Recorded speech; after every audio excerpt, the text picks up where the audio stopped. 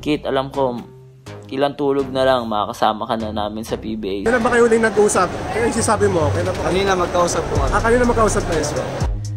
Shoutout sa'yo, kay Kit. Yan si Kit, guys. Napakabait na bata niya, napakasipag. Hindi din madali yung pinagdaanan niya, hindi madali yung buhay ni Kit. I mean, hindi galing din sa mayamang pamilya yan si Kit, pero isa lang yung masasabi ko sa inyo na nakaka-proud yan sa batang yan.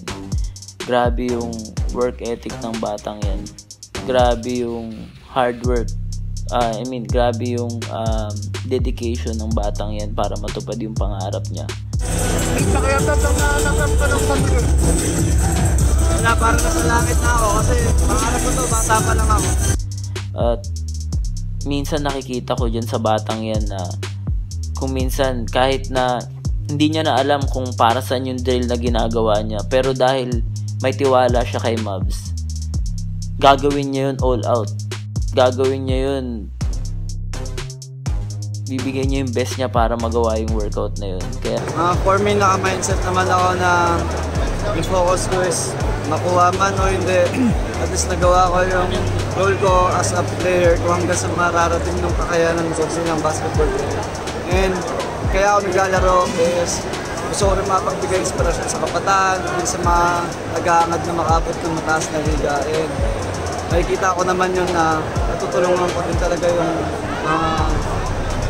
community ng basketball talaga. Naniniwala ako na someday mararating niya rin yung pangarap niya. Tapos San Miguel pa yung nag-drop sa'yo, masabi Yes, ako hindi ko expect na kukunin ako ng mapipika ako ng San Miguel. Pero kanina naiiyak na lang ako na natawag pa yung pangalan ko kahit bandang huli na. Pero will ni Lord yun, kaya sobrang nagpapasalamat ako kay Lord. Terence, kasama mo. Terence. Ayun, sobrang saya din kasi Kit, alam ko, ilang tulog na lang, makakasama ka na namin sa PBA. So, pagbutihan mo palagi. Huwag kang huminto sa pag-aaral ng basketball. Huwag kang huminto na matuto. sobrang tagal ko na hindi nakasama ulit si Kuya Terence. Nagkakausap lang kami pero ngayon kasama ulit kami sa ensayo and sobrang laking opportunity sa kasi mas marami pa akong matututunan sa kanya and sa mga veterano ng players na sa amin. Kailan ba kayo uling nag-usap? Kaya yung sinasabi mo, kailan ba? Kanina magkausap ko. Kanina magkausap na yun. Mapik man ako hindi, pero grabe yung support na nila na binibigay sa akin. Congrats, thank you.